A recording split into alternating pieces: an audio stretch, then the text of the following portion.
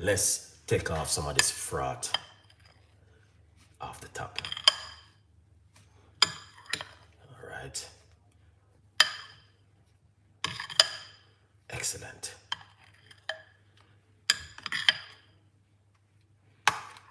So 5% of that go inside of it. Now, this, once you strain it, you don't have to pour away this. You can also use it. You can air dry it and use it, to grind it up, turn it to powder, and use it into smoothie, honestly. But 5% is right here. Let's put this one side. And